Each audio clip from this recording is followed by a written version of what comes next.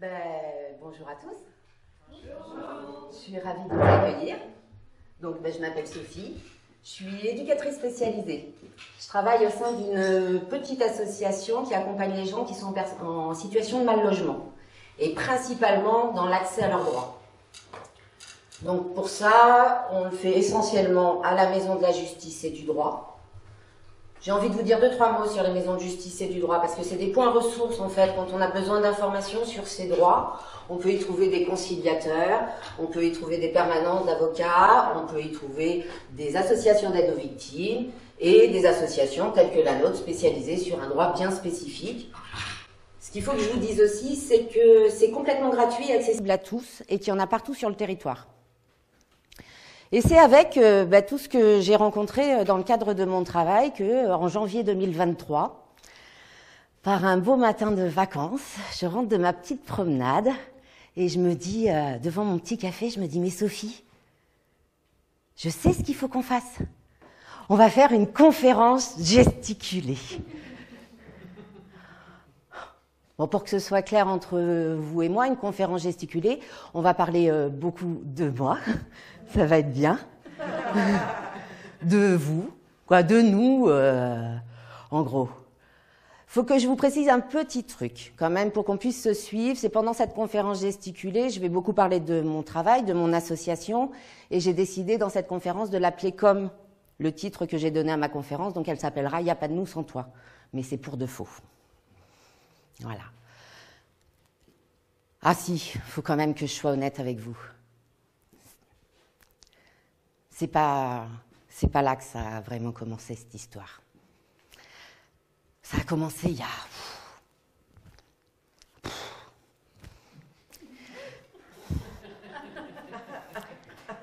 J'ai 8 ans. J'ai 8 ans, et quand j'ai 8 ans, il m'arrive un truc assez extraordinaire. Dans le genre pas très banal, quoi. Ma maman, qui est à cette époque-là ouvrière agricole la semaine et traiteur à domicile le week-end, décide d'ouvrir un restaurant dans notre salon. C'est comme ça que tous les jours viendront manger plein de gens. D'autres, certainement, mangeront plus souvent chez moi que moi. Et puis quand je dépasserai la hauteur de la table, je deviendrai serveuse sur mon temps libre. Mais l'aventure ne s'arrête pas là. Hein. Parce que quand j'ai presque 14 ans, ma maman, elle décide de se lancer dans une nouvelle aventure.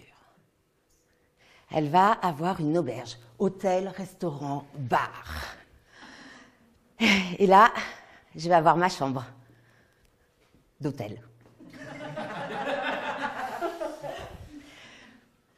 Deux petites particularités que j'ai envie de vous dire par rapport au fait d'habiter dans une chambre d'hôtel. La première, c'est que avant d'ouvrir la porte de ta chambre, tu t'habilles, t'accroches ton petit sourire et t'y vas. Parce que là, ils sont tous là. Tu rencontres tout le monde, n'importe qui. Non, tout le monde, c'est plus gentil quand même.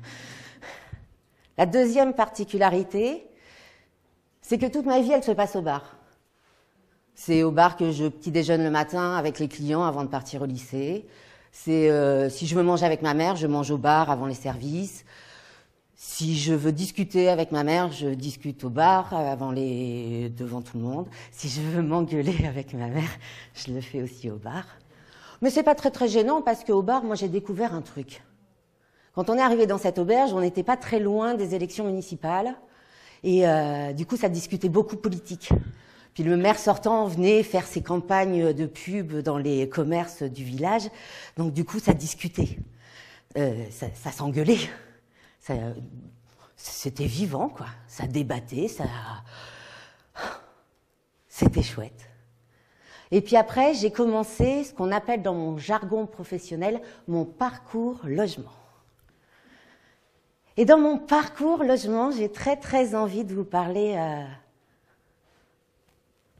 d'un logement, d'une maison, d'un truc qui est super important pour moi. J'ai une petite vingtaine, 21, un truc comme ça. Peut-être que j'ai 22, mais je ne veux pas me le dire, c'est possible. J'ai très très envie de déménager. Et je trouve une petite maison à la campagne, super calme, toute petite maison, pas chère, 1800 francs. Ça tombe bien, on est très très fauchés. Elle est en pierre apparente, toit en ardoise, et quand tu rentres dans la pièce de vie, il y a la cuisine, séparée par un bar, et un cantou. Un cantou, c'est une grande cheminée qu'on a dans certaines régions, où avant on mettait des bars, bon ben faut arrêter, des bancs. Des bancs, c'était des espaces de discussion, c'était des espaces d'échange, c'était des espaces de vie en fait. J'ai beaucoup aimé vivre dans cette maison. J'ai vraiment habité cette maison. Je me suis sentie chez moi, quoi, en sécurité. J'ai même pris plaisir à recevoir les copains, et même que j'ai eu de la famille qui est venue en vacances. Pourtant, on pourrait dire que cette maison, elle était plutôt rustique. Titre d'exemple, l'hiver, on grattait le givre à l'intérieur des fenêtres pour savoir quel temps il faisait dehors. Mais moi, je m'en fous. Comme diraient les Québécois, je suis tombée en amour. Je me suis posé des questions plus tard sur qu'est-ce qui avait fait que cette maison, je m'y sentais bien, alors qu'avant, on avait un appartement. Certains auraient dit plus confortable. Ouais, ok, il y avait le chauffage et une isolation, quoi. Moi, je me sentais pas super bien là chez elle, quoi. On avait un logement, il nous en fallait un, donc on avait pris cet appart. Mais cette maison, non, cette maison, c'était chez moi, quoi. J'y étais. Je crois que j'ai compris un truc bien des années plus tard, c'est que cette maison, je l'ai choisie. Parce que entre vous et moi, si on devait demander la version de cette petite maison à mon amoureux de l'époque, je suis pas sûre qu'il vous raconte exactement la même chose. Hein. Mais bon, on lui a pas trop demandé son avis. Et puis c'est comme ça que, ouais, depuis toute petite, j'ai compris en fait. J'avais déjà compris que le logement, habiter quelque part, c'est le point de départ. C'est pour ça que c'est un droit fondamental, au même titre que la liberté d'opinion, la liberté d'expression, l'accès aux soins, l'accès à l'éducation. Parce que c'est ce qui conditionne ta sécurité, ta vie sociale, ta vie familiale, ton intimité. C'est ce qui fait que quand tu ouvres cette porte, tu peux aller rencontrer la vie, quoi. J'insiste quand même parce que des fois ça m'énerve un peu, donc je vais quand même le dire. Il est possible que je vous le redise parce que ça m'énerve un peu beaucoup quand même. C'est pas parce que je radote, hein, je suis pas encore là, mais peut-être plus tard, mais c'est un point de départ. C'est pas comme certains peuvent le dire, et moi ça me heurte un peu. Ce n'est pas l'aboutissement d'un processus d'insertion. Non, c'est pas possible. Les personnes qui, en France, vivent en situation de mal-logement, ça représente 4 millions de personnes. 4 millions de personnes en France, dans un pays riche, 5, 6, 7e puissance machin sur l'échelle de trucs, là, qui vivent en situation de mal-logement. Alors le mal-logement, c'est la Fondation Abbé Pierre qui nous donne ces statistiques-là. Donc c'est une évaluation en plus à minima, mais on peut se baser que là-dessus parce que l'INSEE n'a pas fait de statistiques depuis 2012. Situation de mal-logement. Les gens qui sont menacés d'expulsion sans solution de relogement, les gens qui vivent à la rue, les gens qui vivent dans des lieux qui n'ont pas vocation à être des habitations, les greniers, les caves, les garages, les squats, les bidonvilles, des gens qui vivent à 8 dans 50 mètres carrés, donc concrètement plus petit que cet espace-là, et il faut y mettre la cuisine, la salle de bain, la totale, et puis ils sont tassés un peu, et puis tes fringues accessoirement, et quoi, bon. Et puis des gens qui vivent dans des logements tellement pourris qu'ils ont fini par en faire une culture de champignons, comme s'ils avaient choisi d'en faire un métier. 4 millions en France. Alors oui, vous pourriez me dire, mais Sophie, quand même, Le droit au logement, ça existe. Eh ouais, ça existe. Mais pour moi, il est... Bon, j'ai un peu de bienveillance avec lui, donc il a le mérite d'exister. Il est largement insuffisant et littéralement, volontairement saboté. Et c'est ce dont on va parler ce soir. Pourtant, je me rappelle en 2007, c'est un mercredi matin, je suis au bar, je bois mon café.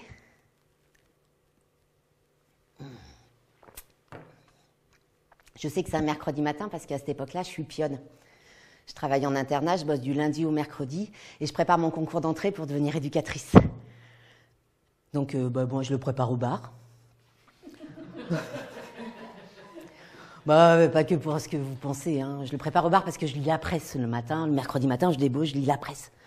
Et là, tout d'un coup, je dis, waouh! Oh Thierry, c'est le tavernier. Oh Thierry, regarde! Ça y est! Ils l'ont fait! Le droit au logement opposable, la loi est passée. Ça y est. Tu vois, je t'avais dit cet hiver. Mais si, tu sais, quand je t'avais parlé des enfants de Don Quichotte, je sais pas, vous vous rappelez, vous, cette association qui avait décidé de montrer, de rendre visible l'invisible, en fait, avec, en installant des campements sur les quais Saint-Martin avec des tentes, et hop, t'as une maison. Il y avait une grosse pression depuis même 2002, hein, du Haut Comité pour le logement, et puis d'autres associations. Il y avait une grosse pression. 2007 aussi, on est en campagne présidentielle, c'est assez important quand même. Ben ça y est Thierry, c'est passé. Ouais, l'État est garant du droit au logement. Ah voilà. Waouh. Oh ouais, remets-moi un café. Ah punaise. T'imagines? Ça y est, la France va gagner en dignité, quoi. Et pourtant, 12 ans plus tard, je travaille là, pour cette association qui accompagne les personnes en situation de mal-logement. Aujourd'hui, j'ai rendez-vous avec Linda et Daniel. Je les ai rencontrés il y a quelques mois, 2-3 à peu près. C'est un jeune couple, Linda était enceinte et ils dormaient dans leur voiture. Aux dernières nouvelles, ils avaient été hébergés par le 115. Le 115, c'est le numéro d'appel d'urgence pour toute personne en situation de détresse sur le territoire qui a besoin d'être mis à l'abri. Bon, ils ont pris rendez-vous, ils viennent. Recevons Daniel et Linda.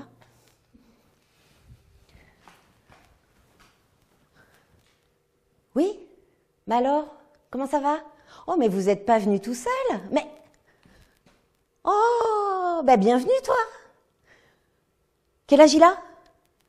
3 semaines. Philippe. Enchanté, Philippe, bienvenue. Ouais, c'est chouette. Oh, ça, c'est sympa d'être venu. Alors, qu'est-ce qui se passe? Ah. Ok. D'accord. Oui, je comprends, Daniel, ouais. Oui, non, on valait mieux ça que taper sur la gueule de l'hôtelier. Parce que Linda et Daniel, ils ont été pris en charge par le 115, mais ils ont été hébergés à l'hôtel. Parce qu'aujourd'hui, on héberge les gens à l'hôtel et on part en vacances dans des appartements.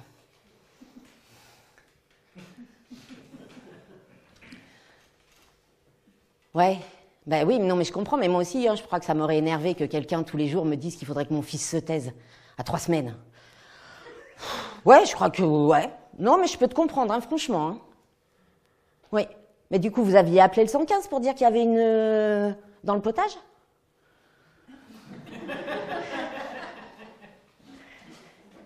J'ai décidé de la faire polie.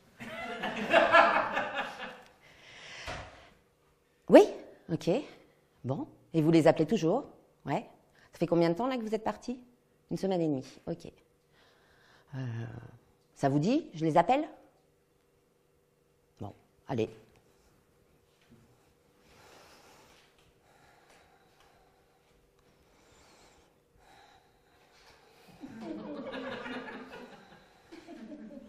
Là, j'espère que quelqu'un va nous répondre. Oui, bonjour. Oui, Sophie, oui, de l'association Il n'y a pas de nous sans toi. Oui, oui, je vais mettre le haut-parleur. Hein. Je suis avec Daniel et Linda et le petit Philippe. Oui, vous voyez qui c'est? Oui. Oui, je sais qu'ils vous ont déjà appelé 3 fois aujourd'hui, oui. Et il n'y a pas de place pour eux. Non. Non. Non, c'est pas comme ça, non. Non. Oui, oui, je sais que vous y pouvez rien, mais il n'y a pas de place pour eux, non, mais quand même. Ok, ça marche. Elle est là, Madame Pétain, là, votre chef de service? Elle est pas là. Ok, pas de problème, je vais lui envoyer un mail. Ouais, bonne fin de journée à vous aussi.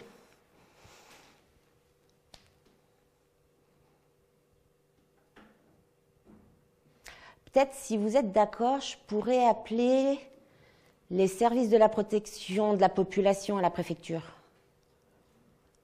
Ouais? Bah, je le fais poli.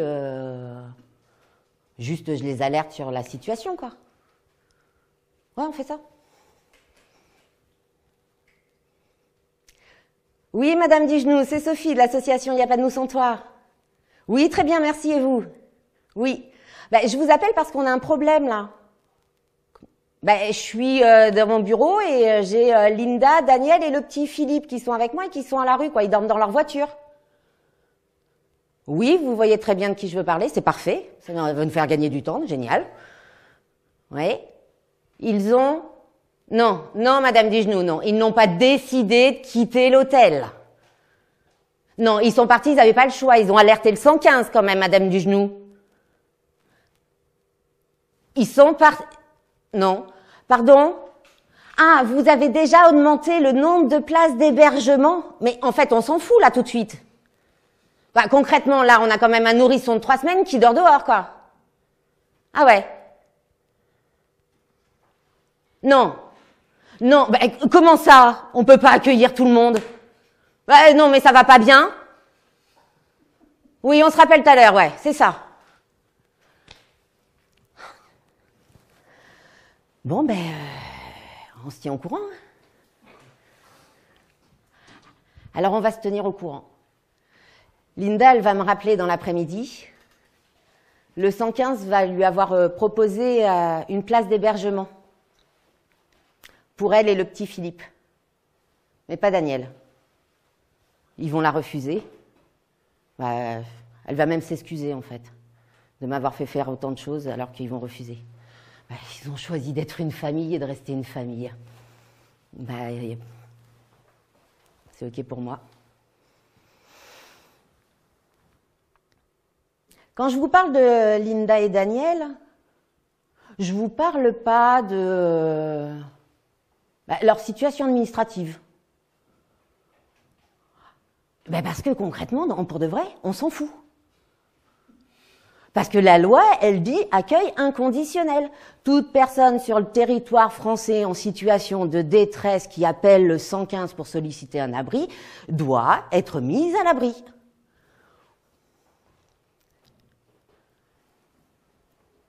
Les deux, ils me disent il n'y a pas de place. Moi, je l'ai toujours un peu mauvaise, ce truc. Alors déjà, c'est d'une vulgarité de s'entendre répondre tous les jours il n'y a pas de place. Mais il n'y a pas de place, il n'y a pas de place. On en parle du droit de réquisition. Parce que quand même, les préfets, les maires, ils ont un droit de réquisition.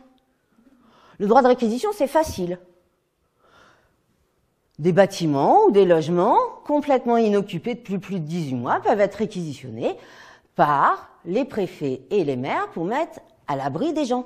À la base, le principe de ce droit, c'était un principe de dignité humaine, en fait. On avait dit, puisque vous en faites rien et qu'il y a des gens qui sont sur le trottoir, on va s'en servir, quoi.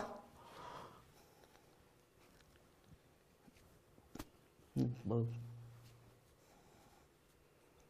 Quelques semaines plus tard, j'ai une réunion à la préfecture. Donc, avant d'y aller, moi, je m'arrête au bar. Je prends un petit café. J'ai réunion prévention des expulsions. Qu'est-ce que tu dis, Ginette? Comment ça se fait qu'ils se font expulser? Ils savent pas gérer. Ben tu sais, en fait ta question elle m'énerve même pas. Parce que normalement ça devrait être ça en fait. Ça devrait être parce qu'ils savent pas gérer. Sauf que la réalité c'est que quand il n'y a pas assez, il n'y a pas assez quoi.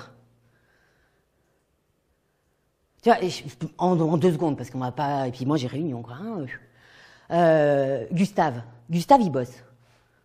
Hop, quand il a signé son contrat, hop, avec son CDI en poche, eh ben, il est allé à la banque et il a fait un crédit pour s'acheter une voiture pour aller travailler. Il y a 2 ans. Crédit sur 5 ans, hein. Et puis là, ça fait 2 ans, et la voiture, elle vient de tomber en panne. Pour ceux qui s'y connaissent un petit peu, le mécano, il a dit le système à injection est parti en...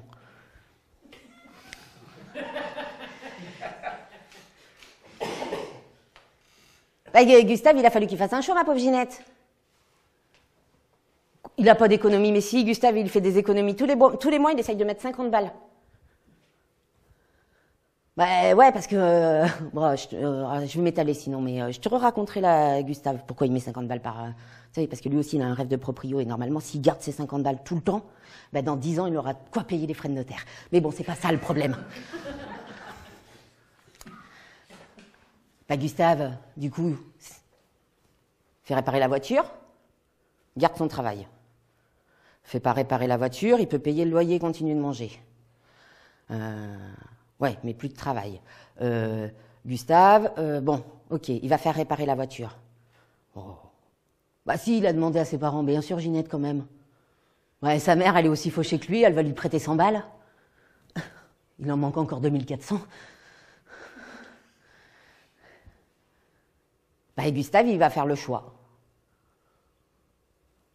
Bah, il va faire réparer la voiture, il va continuer d'aller bosser. Et puis, manger quand tu travailles, c'est bien parce que ça permet quand même un peu de, tu vois, de continuer de monter sur les toits. Parce que Gustave, il découvre. Donc, quand t'as la dalle, c'est pas facile. Bah, c'est le loyer qui va trinquer. Puis, au bout de 2 mois d'impayé de loyer, bah, procédure d'expulsion. Non, Ginette, il n'existe pas des aides pour Gustave. Les plafonds de FSL, le fonds Solidarité Logement, bon, pouf. Gustave, il est beaucoup trop riche avec son petit SMIC, hein. Non. Il se démerde comme il peut. Bon, ça suffit maintenant, Ginette. Moi, il faut que j'aille bosser, quoi. J'ai réunion.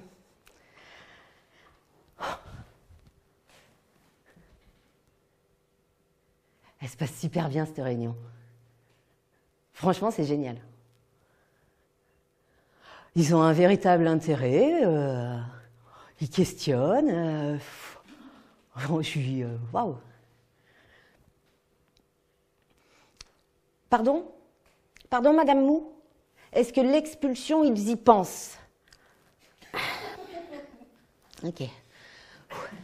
Alors, je ne sais pas comment je peux vous expliquer ça. Peut-être je vais vous raconter. Peut-être ce sera le plus simple en fait. Je vais vous raconter Anna que j'ai rencontrée il n'y a pas très très longtemps.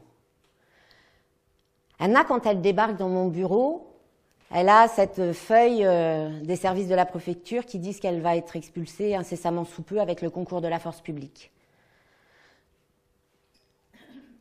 Elle pense qu'il n'y a plus rien à faire. Et puis Anna, elle me raconte. Donc Anna, elle me raconte, oui, Madame Dujnou, elle me raconte que suite à la séparation, elle s'est retrouvée toute seule avec ses enfants. Du coup, il a fallu faire toutes les démarches pour avoir accès aux minima sociaux parce que elle s'occupait des 4 enfants, donc il y avait que monsieur qui travaillait. Oui, puis alors quand même, j'aimerais vous dire, Madame Dujnou, puisqu'on en parle, parce que Anna, elle a un logement social. Elle a demandé une mutation à son bailleur parce que son logement était beaucoup trop cher pour elle.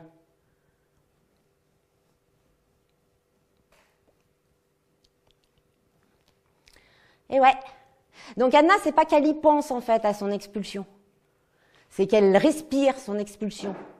C'est qu'elle transpire son expulsion. C'est qu'elle vomit son expulsion. C'est qu'elle ne dort plus. C'est qu'elle a honte. Si elle a mis autant de temps à venir me voir, c'est parce qu'elle avait honte, elle n'en avait parlé à personne. Parce qu'Anna, elle croit qu'elle est une mauvaise mère.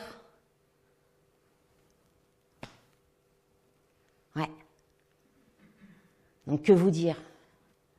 C'est pas ils y pensent, c'est omniprésent. Ouais, devinez quoi? La fin de cette réunion, je vais boire un coup.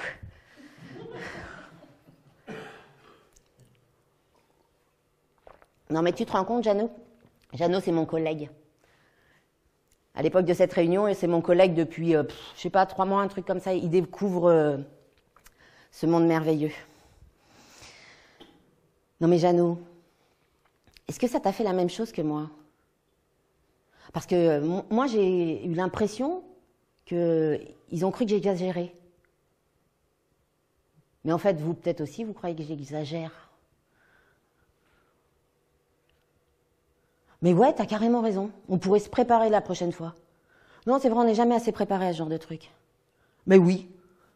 On pourrait leur parler de la précarité. La précarité, comme le disait Joseph Wrezinski, fondateur d'ATD. Je ne sais pas dans quel sens je vais mettre les lettres. ATD, Carmonde. Lui, il disait la précarité, ça inclut une notion de risque et une notion d'insécurité. Et que cette notion d'insécurité, en fait, elle est tellement prégnante que elle te bouffe. Ouais, je sais pas, vous, quand vous êtes en stress, comment votre cerveau il fonctionne, mais moi, il fonctionne pas très bien. Hein. Ben là, en fait, elle est surtout cette notion d'insécurité quand on est en précarité. Elle t'empêche de profiter de ta vie familiale, d'assouvir plein d'obligations, et puis, du coup, de solliciter tes droits, et notamment tes droits fondamentaux. Donc ouais, t'as raison, mon Jeannot. On pourrait faire ça. Mais du coup, alors j'aurais très très envie de leur parler d'un autre truc. Parce que ça aussi, ça m'énerve un peu. On pourrait leur parler d'exclusion. Parce que moi, j'ai bien aimé, il y a quelques années, alors j'ai une petite tendance des fois à dire il n'y a pas très très longtemps, mais ça c'est le syndrome des gens qui vieillissent, qui ne se rendent pas compte parce qu'il y a 20 ans en fait. Jean Maisondieu, c'est un psychiatre. Dans une interview, il disait « Pendant très longtemps, j'ai cru que l'exclusion, c'était un symptôme de maladie mentale. Et j'ai mis longtemps à réaliser que non, c'était juste la conséquence d'une injustice sociale. » Ouais, on pourrait leur parler de ça. Et du coup, on pourrait enchaîner. On pourrait enchaîner par un bouquin que je vous conseille, parce que moi, je l'ai kiffé. Hein. Et ça s'appelle « Les naufragés avec les clochards de Paris ». C'est Patrick Declercq qui écrit ça, c'est un ethnologue. Et dans ce bouquin merveilleux, très bien, voilà, bon, je l'ai kiffé, hein, je vais pas vous faire une conf sur le bouquin, mais bon. Il parle de désocialisation. Et la désocialisation, de ce que moi j'en ai retenu, c'est le moment où en fait, t'habites plus. Mais c'est pas t'habites plus quelque part, c'est t'habites plus là. T'habites plus à l'intérieur de toi. Tu te places hors jeu du système, en fait. Tu te places hors jeu de tout, y compris de toi. Là encore, plus possible d'avoir accès à ces droits fondamentaux, t'es même plus à l'intérieur. Ouais, on pourrait leur parler de ça. Parce que y a un truc qui semble pas comprendre. Non, ceux qui sont en train de me dire que c'est parce qu'ils se foutent de ma gueule, non, quand même, je suis pas parano. Ils comprennent pas. Ils ne comprennent pas que si ces gens qui sont menacés d'expulsion, sans solution de relogement, ils sont littéralement terrorisés. Terrorisés pour la simple et bonne raison que, en France, il y a des gens qui vivent et qui meurent à la rue. Cette année 2023, il y a plus de 15 000 familles qui ont été expulsées avec le concours de la force publique. C'est-à-dire, tu as la police ou la gendarmerie, suivant où tu habites. Ouais, il faut que je parle moins vite, mais ça m'énerve. Mais qui débarque chez toi avec un serrurier, un huissier qu'aujourd'hui on appelle commissaire de justice, et qui te sortent de chez toi en 5 minutes. Voilà. 15 000 personnes ont été expulsées sans solution de relogement. À minima. Ça aussi, c'est que des remontées de terrain. Hein. Moi, j'ai demandé, parce que moi, je travaille dans un tout petit département, hein, peu plus de 350 000 habitants, et une petite ville. Alors non, je dis pas petite ville parce que les gens qui savent d'où je viens, ils vont dire ah c'est pas petit. 120 000 habitants à peu près. Moi j'ai demandé les chiffres. On m'a dit bah non Sophie, il n'y a pas de chiffres. Ah bon? Les derniers chiffres que j'ai c'était 2019. Dans ma petite ville 2019, on avait déjà expulsé 89 familles avec le concours de la force publique. Et puis en France, à la rue, on y vit, on y meurt. Selon le collectif des morts de la rue, sur l'année 2022, chaque jour, 2 personnes meurent sous les coups des choix politiques. Plus de 710 personnes sont mortes sur les trottoirs de France.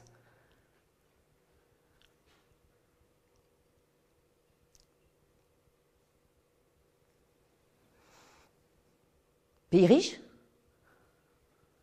dignité humaine, j'ose même pas vous faire le coup de pays des droits de l'homme. Ouais. Quelques mois plus tard,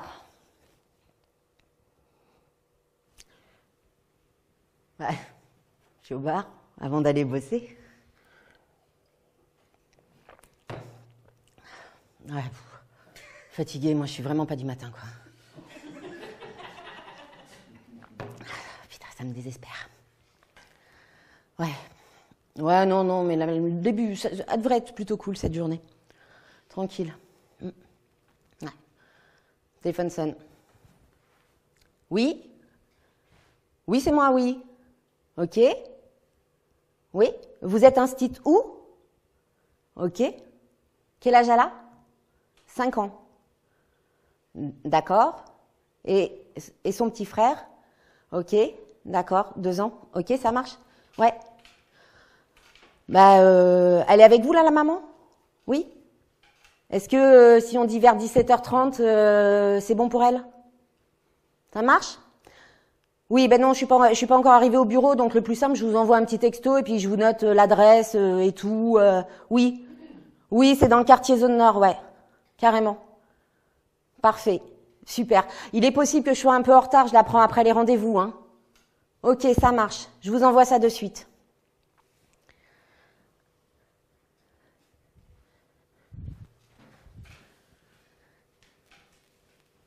Ce soir, je reçois Sabrina. Le petit Christian qui a 2 ans et la petite Françoise qui a 5 ans.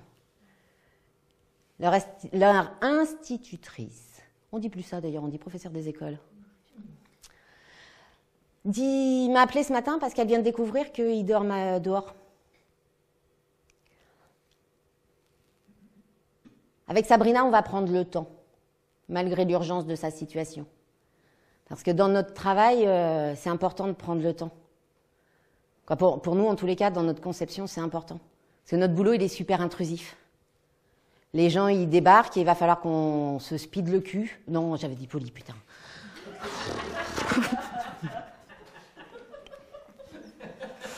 Bon, voilà.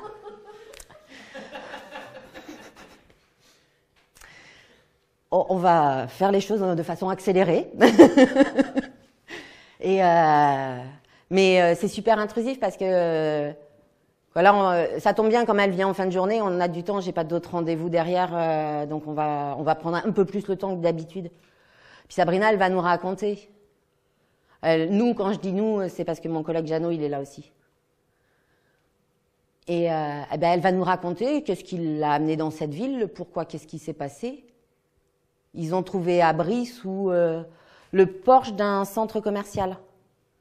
Vous voyez, tu sais, le truc devant les portes qui font bzz. Donc, elle essaye de faire dormir là les enfants la nuit, et puis elle veille.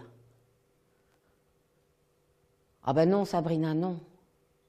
Ah ben non. Non, quand même. Moi, je suis carrément pas d'accord. Déjà, vous avez fait carrément tout ce qui était possible. Bah oui. Bah, quand même. Non. Non, refuser un hébergement contre service sexuel, ça ne fait pas de vous une mauvaise mère, non? Non, ça fait juste vous d'une femme digne.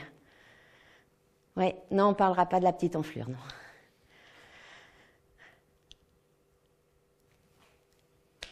J'ai une idée. J'ai une idée de ce qu'on peut faire. Parce qu'en fait, comme vous êtes une mère isolée avec un enfant de moins de 3 ans, c'est une responsabilité du conseil départemental. Mais moi, pour que je puisse faire quelque chose, il faut d'abord que vous fassiez les démarches. Comme moi, j'interviens quand le système ne fonctionne pas. Ouais, ça vous branche? Ok. Et bien alors, demain matin, mission, quand vous avez posé Françoise à l'école, allez au conseil départemental. On se voit demain entre midi et 2? Ouais, très bien. Oh. Des fois, il faut quand même aller boire un coup au bar, même si on n'a rien à dire.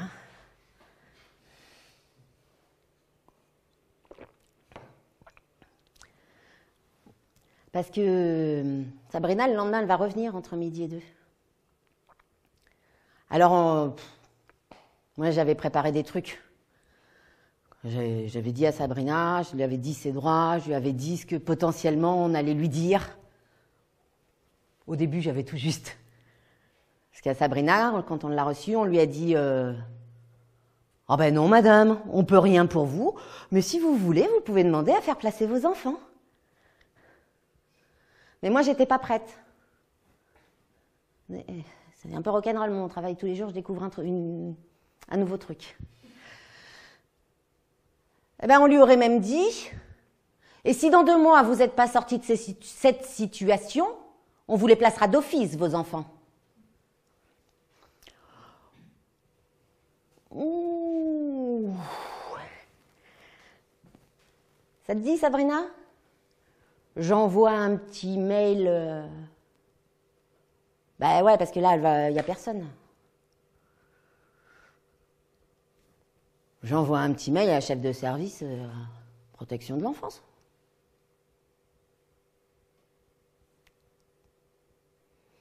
Je fais toujours des trucs.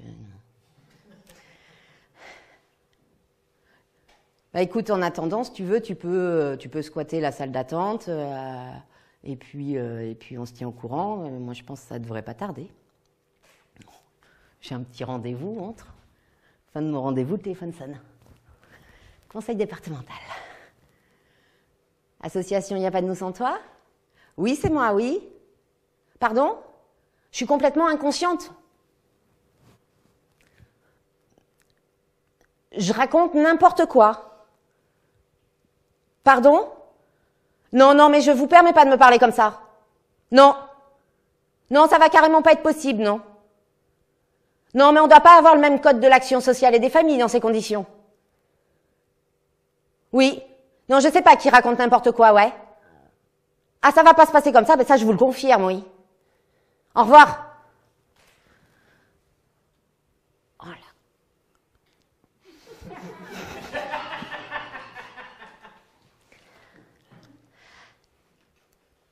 Avec Sabrina, on va faire un truc...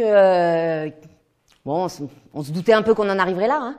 On va faire un truc qui s'appelle un référé liberté. C'est une procédure en urgence. J'essaie de vous la faire simple, hein, parce que je ne vous ferai pas un cours de droit, ça c'est plus tard et c'est plus cher.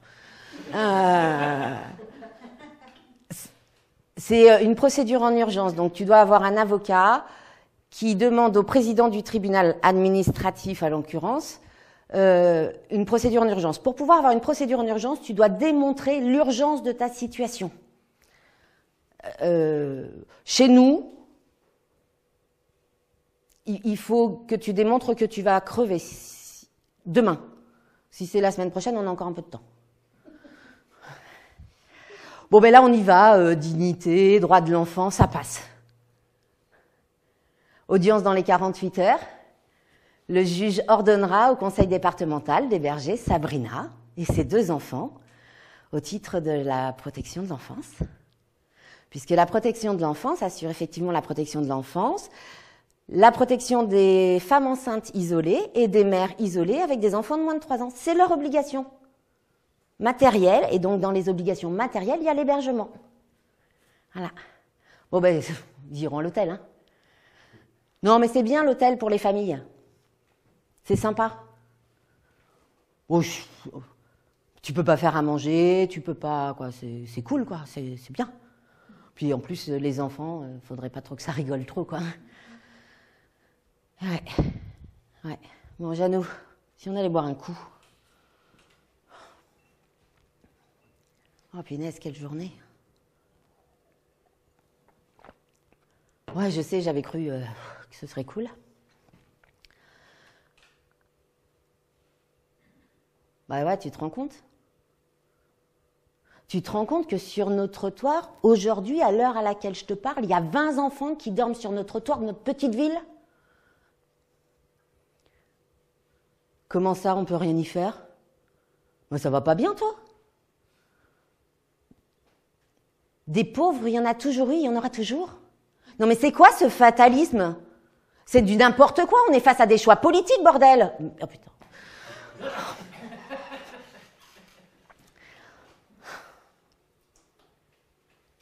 Non mais il faut vraiment que... Non mais moi c'est pas possible... Non mais ouais... Pas... Tu te rends compte? Sur notre trottoir, dans notre petite ville, en France, 2023, août 2023, à minima, 2000 enfants dorment sur les trottoirs de France. Octobre 2023, à minima, 3000 enfants dorment sur les trottoirs de France. Ah, on peut se targuer de la protection de l'enfance, de lutte contre la maltraitance. Vas-y, quand c'est l'institution qui maltraite, bam! Faut vraiment que je t'explique les conséquences sur un enfant? T'es pas obligé de me croire, hein? L'UNICEF, ils ont fait un rapport avec le SAMU social il y a 1 ou 2 ans. Ça s'appelle Grandir sans chez soi. Sur les conséquences irréversibles qu'il peut y avoir sur la santé d'un enfant, physique et psychique. Bah, d'être confronté au stress permanent de ses parents, le manque de sommeil, une alimentation de merde. Je te parle des devoirs ou pas? Je te parle de l'intimité familiale ou pas? Ou c'est bon, là, ça tilte? Comment ça, faudrait pas que je m'énerve? Et tu voudrais que je te le dise comment? Oh ben oui, en finale, ces enfants, ils sont pas très mal dehors, ça les aère, ils ont de l'espace. Hein. Quoi, on attend quoi? On attend quoi quand même? On attend qu'il y en ait un qui crève sur le trottoir? C'est ça? C'est ça la France? Moi, je suis pas d'accord. Hein.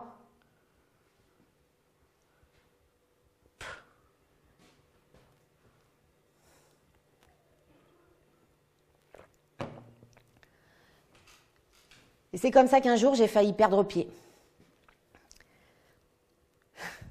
J'ai failli littéralement perdre pied. Je comprenais plus rien. Je comprenais plus rien, je comprenais plus rien, je comprenais plus rien. Et même peut-être que je comprenais plus rien, quoi. Parce que moi, je croyais que mon travail... Quoi, je croyais que je participais à un truc qui tendait à maintenir un équilibre social, presque une justice sociale. Tu vois, moi, je croyais ça, quoi. Et là, non. Alors, j'avais bien assimilé plein de choses sur le monde dans lequel je vivais. Oui, des fois, je plane un peu, c'est vrai, mais quand même. Tu sais, j'avais bien compris. Ok, je vis dans un système socio-économique capitaliste.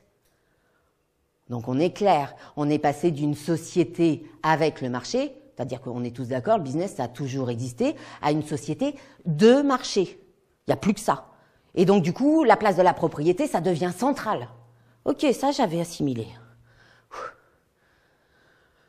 Mais bon, moi j'avais cru, quoi, je croyais, je m'hallucinais, je m'illusionnais, je me fantasmais, que dans le pire du truc, on était peut-être géré par une idéologie type keynésienne. On s'en fout qui est ce type. C'est un économiste, mais ce qui nous intéresse, c'est ce qu'il disait. Moi, personne compte pour moi, sur moi pour la postérité. Hein, Mais bon, bref, c'est pas de ça. Hein, on n'est pas là pour ma séance de psy. Keynes, il disait en gros que pour qu'un pays soit en bonne santé, il faut relancer la consommation, et pour relancer la consommation, il faut que tout le monde ait les moyens de consommer. Donc du coup, il faut des services publics efficaces et une redistribution pour que tout le monde puisse consommer, quoi. On est toujours dans une logique de marché, mais il faut que les gens puissent y aller. Donc une certaine résorption des inégalités. Ouais, moi je m'étais dit ça, quoi. En fait, c'est parce que j'ai fait un déni. En psychologie de comptoir, parce que moi je suis très douée en psychologie de comptoir. J'ai un doctorat psychologie de comptoir décerné par moi-même. En psychologie de comptoir, le déni, c'est mon cerveau. Moi, c'est cette partie-là. Elle sait plein de trucs. Mais elle se dit, la petite Sophie, elle est un peu fragile, on va pas tout lui raconter.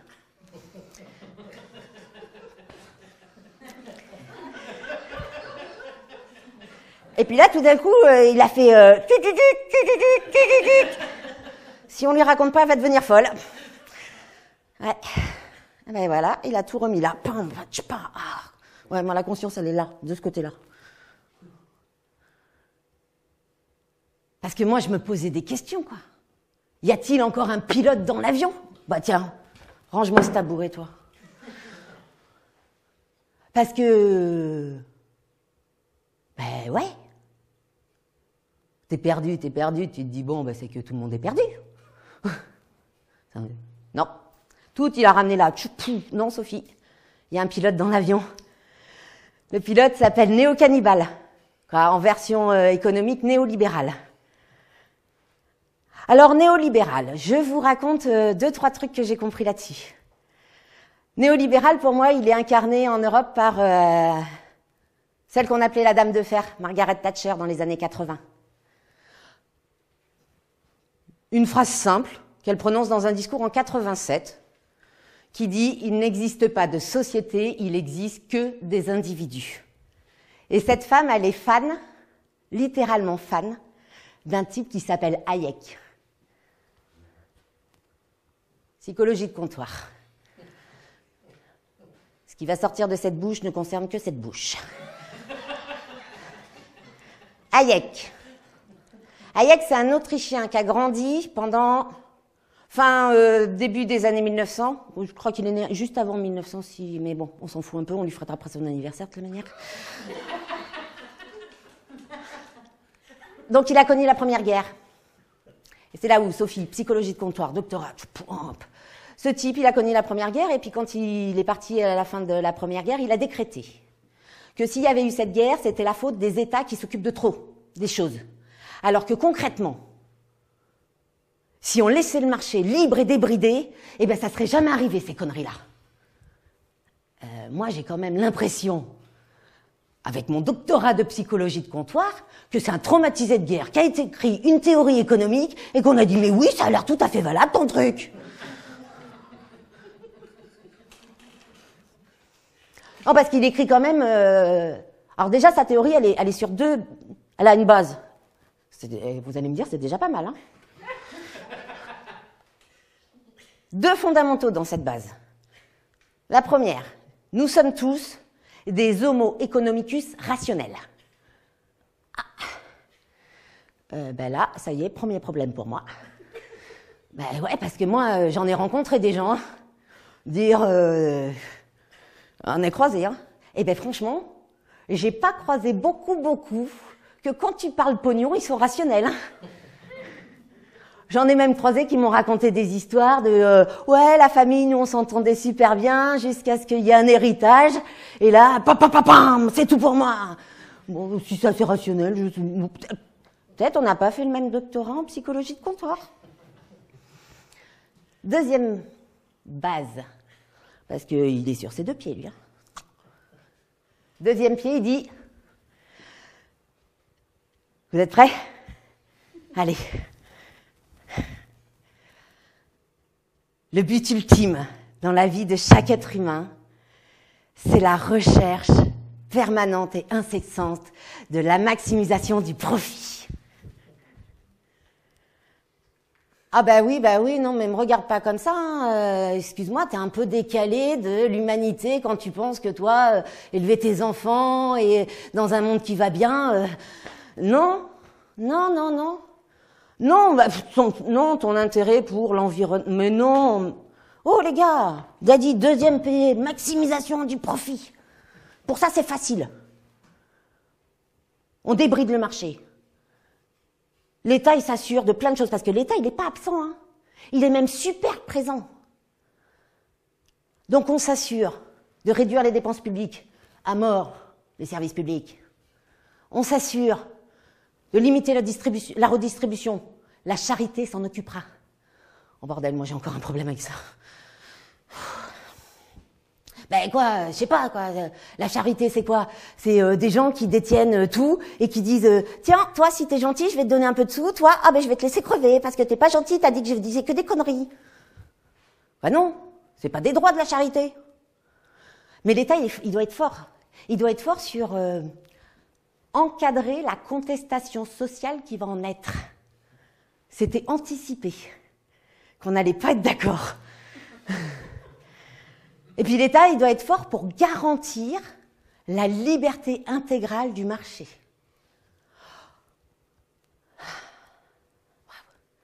Ben ça veut dire aussi abolition totale de la notion de bien commun. Ben, à partir du moment où ça peut rapporter du pognon sur un marché, on le met sur le marché. Hein. Et oui. Puis ça veut dire aussi un autre truc. Alors ça a été la deuxième partie de la fin du déni. Ça veut dire que tout est contractualisé. Et qu'à partir du moment où deux individus conscients signent un contrat, c'est équitable. Ouais. Eh oui.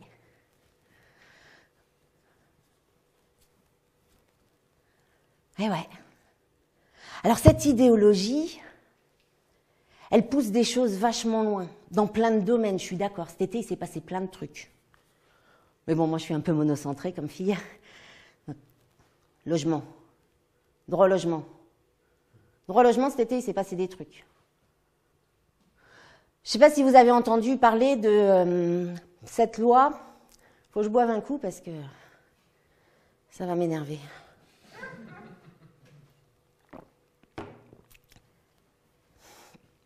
A été promu cet été, au mois de juillet. Promu pour de vrai, hein, n'y a pas eu de promulgation par le président. Pas de besoin de décret d'application, rien, on y va direct. La loi visant à protéger les logements contre les occupations illicites. Ça y est, on y est. On protège les logements, plus les gens. Contre les occupations illicites.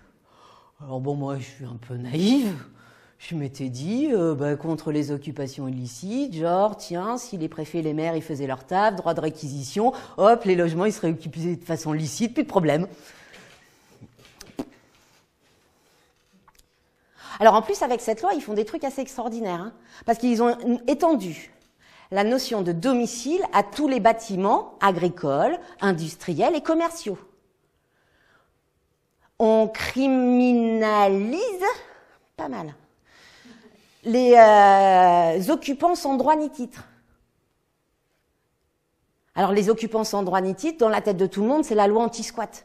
Mais les occupants sans droit ni titre, c'est aussi les gens qui ont eu un jugement d'expulsion.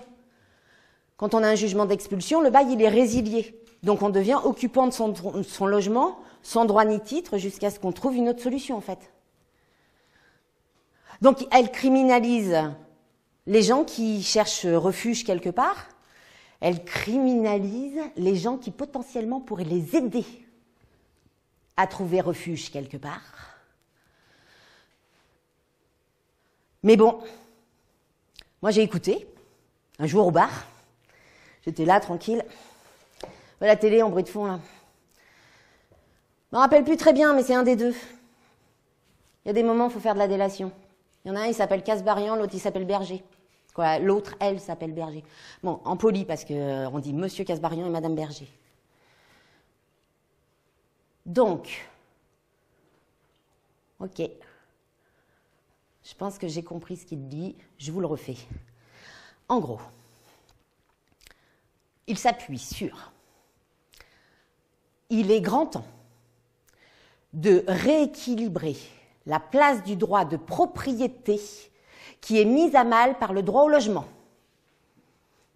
Parce que le droit de propriété, c'est constitutionnel et c'est inaliénable et sacré. »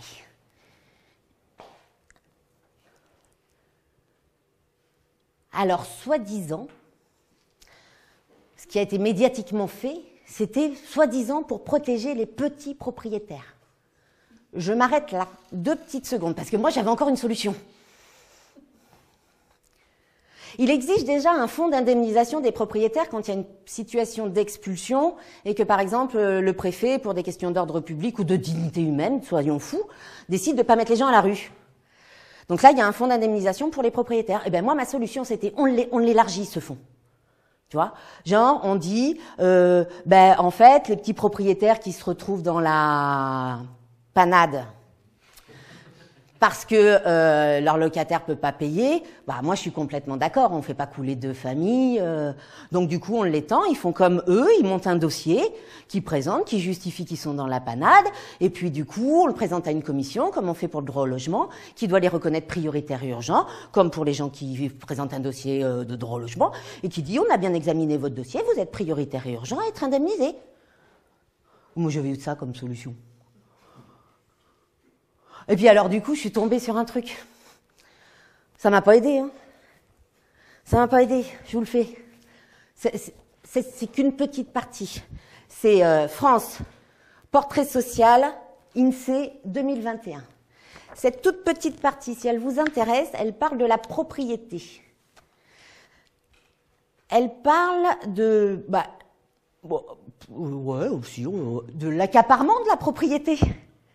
Parce que la moitié des logements mis en location sont détenus par 3,5% des ménages. Je vous la fais dans l'autre sens. 3,5% des ménages détiennent la moitié des logements mis en location. Ah ben oui, je comprends bien qu'il fallait protéger les petits propriétaires. C'est clair. Et ouais. Mais alors du coup, ils n'ont pas fait que ça, parce qu'on a vécu un été riche. Il existe un décret de décence pour les logements, c'est-à-dire c'est un décret qui dit quelles sont les caractéristiques que doit avoir un logement pour être considéré comme une habitation. Jusqu'à présent, on dit 9 mètres carrés, 2,20 mètres sous plafond. Cet hiver, ils ont voulu modifier le décret, ils ont dit ouais, on va le mettre à 1,80. Tout le monde il a fait non, c'est pas possible, tatati. Ils ont dit ah d'accord, c'est pas possible. Et cet été, ils sont arrivés avec une modification du décret. Bon, là j'ai besoin de vous, parce que moi je suis pas très très douée en français, donc j'ai besoin de gens super doués en français. Dans ce décret, accrochez-vous, hein, c'est technique. Il est écrit qu'un logement décent doit faire 9 mètres carrés, 2,20 mètres sous plafond ou 20 mètres cubes.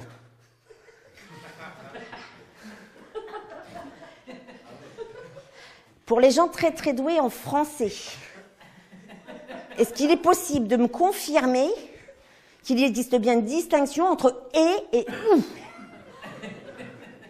Et que du coup, ça n'a pas un caractère cumulatif, cette histoire.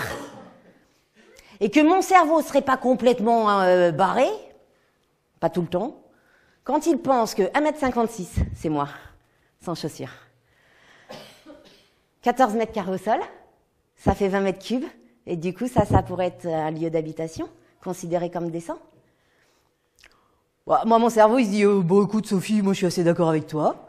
Quand tu penses que dans certains pays, on fait dormir des gens dans des tiroirs. Ouais. Toute cette idéologie, elle a un vrai impact, moi, sur mon boulot. Ça a un vrai impact. Hein. Parce que ça a même changé caractère profond de mon travail. Parce que moi, à la base, j'accompagnais les gens pour qu'ils aient accès à leurs droits et qu'ils puissent faire les démarches parce qu'ils sont en situation de stress. Donc moi, mon boulot, c'est d'être avec eux et d'avancer avec eux par rapport à ça. Puis aujourd'hui, mon travail, en fait, une grosse partie de mon travail, c'est ce que j'appelle de lutter contre la privation de droits.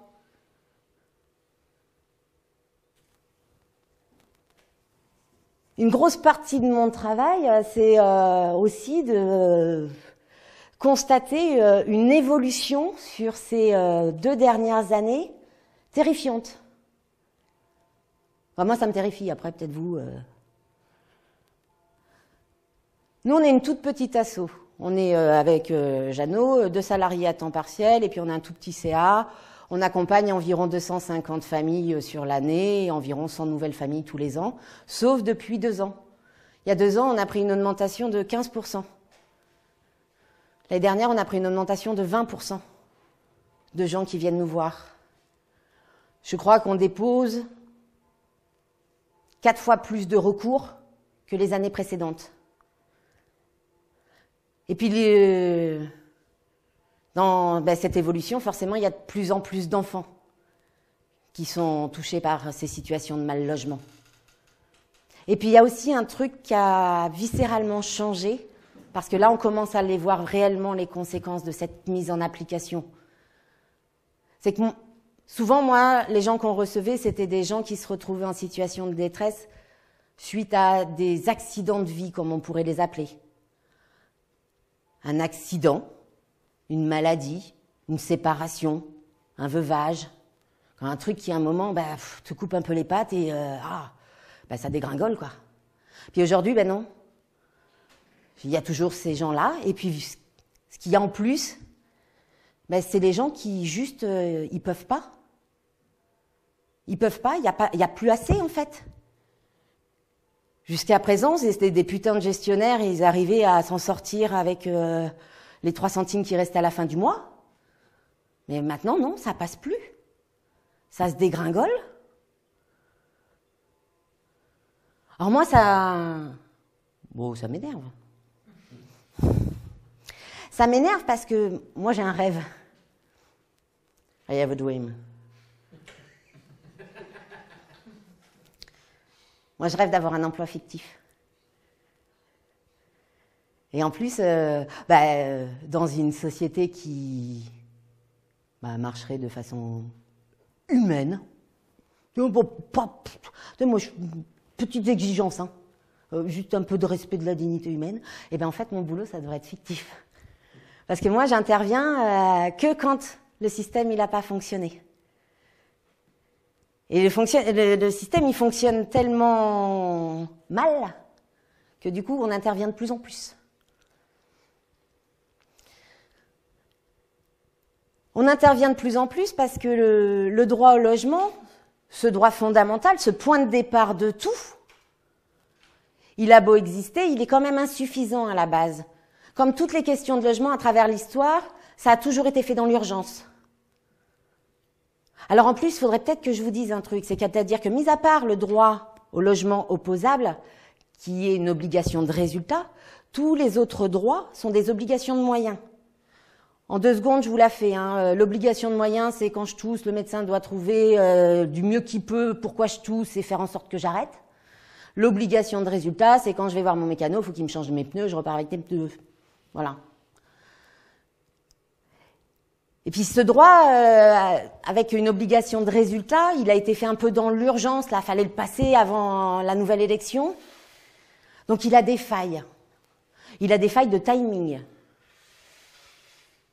Quand tu es à la rue, la partie hébergement de ce droit, elle nécessite 3 mois pour éventuellement, et dans beaucoup de régions miraculeusement, pouvoir être hébergé. Quand elle concerne les situations de logement, donc tout ce qui concerne le mal logement, ça prend jusqu'à 6 mois, nous, dans notre petit département. On ne parle pas des mégalopoles, là. Et puis il a des failles parce que ce droit, ces commissions de médiation qui doivent étudier ce dossier, elles prennent des décisions déjà, des fois, en politiquement correct, on dit non conforme au droit. Donc après, les gens, ils ont deux solutions. Soit fermer leur gueule et rester dans la merde, soit aller en justice, sur le fond. On en a à peu près pour, si tout va bien, 1 an et demi, si tout va pas bien, 3 ans. Mais le pire, moi, dans ce qui m'énerve de ça, c'est pas ces défaillances, parce que moi, quand j'ai fait cette conf, je pensais que j'allais vous dire qu'il fallait l'améliorer. Mais le pire, c'est qu'en fait, tous ces jugements qu'on peut obtenir avec Sabrina, contre le conseil départemental, contre ses commissions, vous pouvez aller vous renseigner, il existe un site qui s'appelle Juris Logement et plein de rapports sur le site du Haut Comité pour le logement des personnes défavorisées. C'est que toutes ces décisions de justice, elles sont individuelles. Mais moi, ça me gonfle. Parce qu'ils peuvent faire la même erreur de droit autant de fois qu'ils le veulent. On a même assisté sur le territoire à des choses assez hallucinantes. Un juge qui dit à une commission « tu revois ta position », la commission de médiation, elle reprend la même décision. Tiens, voilà le juge, va te faire mettre... Pardon. Moi, je comprends pas. Moi, je suis un peu naïve comme fille. Mais bon, moi, Sophie, petite crise de fringale, je vais voler une tranche de jambon chez le boucher du haut de la rue. Je me fais choper. Je vais voir le juge. Le juge, il dit, c'est pas bien, Sophie, Ok. Une autre petite crise de fringale, je me dis, ah, mais moi, j'ai appris plein de trucs dans mon boulot. Je retourne pas en haut de la rue, je vais voir le boucher en bas de la rue. Je me refais choper. Je repasse devant le juge. L'autre, il m'accuse de récidive. Non, mais il est pas haut quand même. Pourquoi ma récidive et eux non? Moi, je comprends pas. Parce que moi, je voudrais bien, tu vois, qu'à ces commissions de médiation, le juge, ils disent, hop, t'as fait une connerie. Tu refais la même connerie. Eh ben, c'est simple. Déjà, on va commencer par une obligation de formation. Oui, parce que les gens qui siègent à cette commission, ils sont pas obligés d'être formés. Alors, je dis pas qu'ils font exprès de faire des erreurs de droit. Moi, je suis mignonne. Je dis que des fois, il y a des mauvaises pratiques qui se perdurent comme ça, et puis que quand tu arrives, tu intègres cette commission, on te dit ça se passe comme ça, tu fais comme ça. Donc bon, on pourrait faire ça. Puis, dans les freins et les insuffisances de ce droit fondamental, du coup, il y a le renoncement. Le renoncement d'abord des gens, en fait, parce que c'est un combat. C'est un combat de plus à mener, en fait, pour avoir accès à ces droits. Et puis un renoncement politique, parce qu'on a parlé des préfets et des maires sur le droit de réquisition, on ne va pas en reparler, mais quand même la question du droit au logement, d'un droit fondamental, elle concerne tous les politiques. Elle nous concerne tous d'ailleurs. Parce que libre à nous de dire et de réclamer qu'on dise à quand on fait du droit au logement et de la question du logement une priorité. À quand je suis pas d'accord de laisser crever des gens sur les trottoirs? Alors ouais. Oui, parce que la vraie question, c'est que quand on parle de droit au logement, on est obligé de parler de droit de propriété. Mais de quelle propriété on parle? Dans la Constitution, cette propriété inaliénable est sacrée. C'est quelle propriété? Est-ce que, à l'origine, dans ce texte, il parlait de ce qu'on appelle la propriété d'usage? C'est-à-dire, je suis propriétaire de mes chaussures, de mon ordinateur, de ma tasse à café, de ma maison, de ma voiture. Est-ce que c'était de ça dont on parlait? Ou est-ce qu'on avait déjà dit, ouais, si là-dedans on va y mettre la propriété lucrative, c'est-à-dire celle avec laquelle tu gagnes de l'argent, ou même avec celle avec laquelle tu peux spéculer. Et oui, plus le bien est rare, plus le prix est cher. À quand les logements mis en location aux enchères? Oui, je sais, on m'avait dit, dis pas ça, ça pourrait leur donner des idées.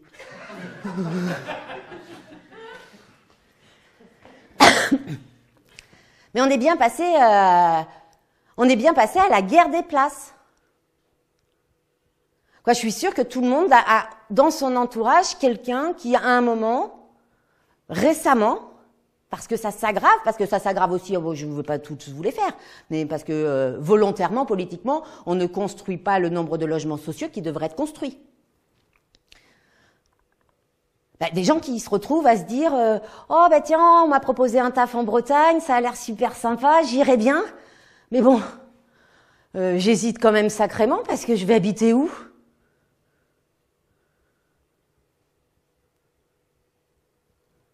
Alors bon, je me suis dit, ouais, j'aime bien, je me raconte des trucs. Je vous ai dit doctorat psychologie de comptoir. Hein. Est-ce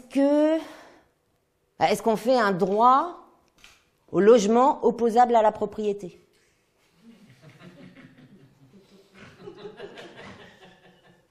Puis là, je me suis dit non, Sophie, c'est pas suffisant. Parce que la problématique du droit de propriété, elle ne concerne pas que le droit au logement. Je me suis dit, on va faire un autre truc. On va faire un droit de vivre opposable à la propriété. Mais déjà, 19e siècle, il y avait un juge qui avait dit, le juge Magnaud, parce que lui, il mérite la postérité, le petit. Il avait dit, je crois qu'elle s'appelait Bernard, il y a B et R à la fin. Cette maman, elle avait volé du pain, parce que ça faisait 48 heures qu'elle crevait la dalle pour elle et ses enfants. Quand elle est passée en jugement, le juge, il a décrété qu'on ne pouvait pas qualifier ça de vol. Il a appelé ça l'état de nécessité. C'est-à-dire qu'à un moment, quand tu fais quelque chose qui pourrait être répréhensible, mais parce que ça va te sauver la vie, eh ben ça dépasse tout. C'est pas mal. Enfin, moi, j'aime bien. J'aime bien, lui.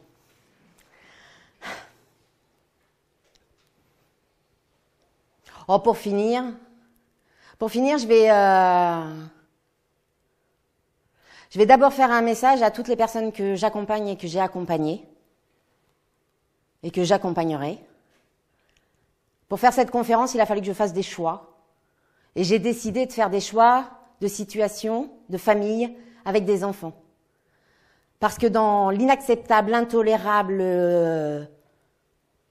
là, il y a un truc qui, moi, me fait vomir, en fait. Fait vomir, on est quel genre d'espèce, soi-disant, évoluée, qui prend pas soin des enfants? Non, parce que moi, j'en ai plein des questions, hein, comme ça. Hein. Comment est-ce qu'on peut se targuer de lutter contre la maltraitance des enfants quand t'es maltraitant? Comment est-ce que tu peux te targuer de lutter contre l'insécurité quand t'entretiens une grosse partie de ta population dans la précarité? Où tout le monde est d'accord, ça fait consensus, hein, précarité, insécurité. Hop, lutte contre l'insécurité. Connard, pardon.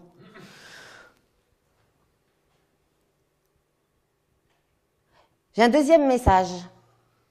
J'ai un deuxième message à toutes les personnes qui sont victimes de mal logement.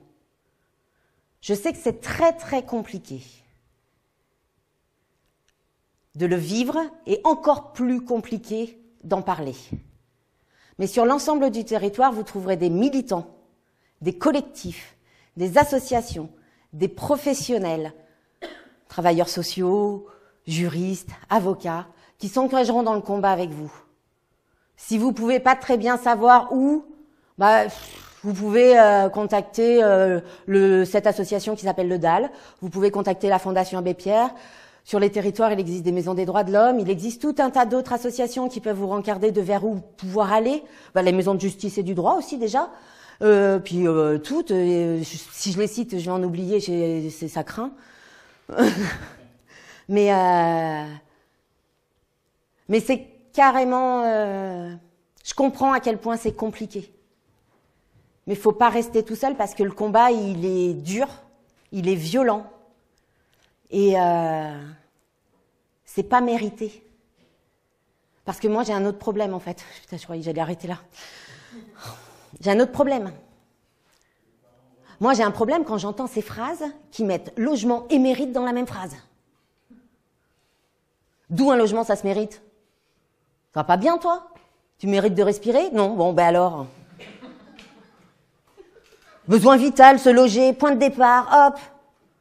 T'arrêtes, elle est complètement, hein, cette phrase.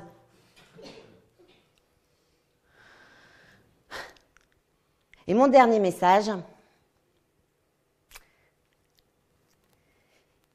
il va aller aux enfants qui sont victimes de cette maltraitance politique, volontaire. N'ayez jamais honte de ce que ce système vous fait subir et fait subir à vos parents.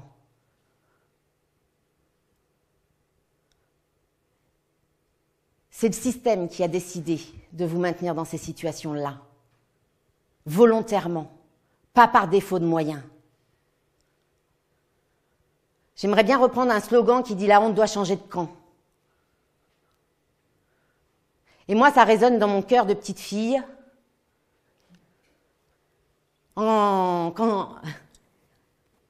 Interdit de faire des calculs, hein.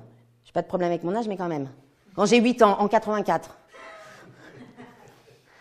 L'abbé Pierre dit dans son discours « Ceux qui ont pris tout le plat dans leur assiette, en laissant les assiettes des autres vides, et qui disent avec bonne figure, bonne conscience, nous qui avons tout, on est pour la paix. Je sais ce que je dois leur crier à cela. Les premiers provocateurs de violence, c'est vous. » Merci l'abbé, merci à vous.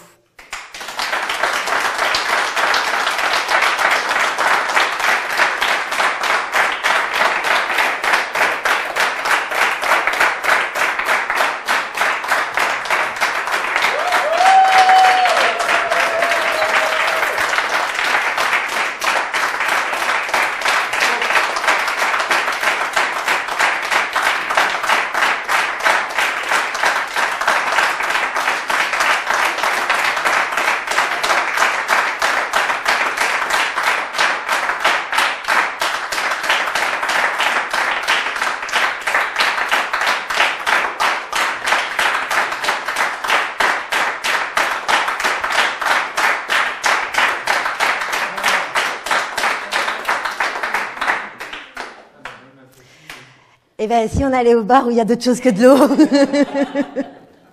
Merci beaucoup. Merci.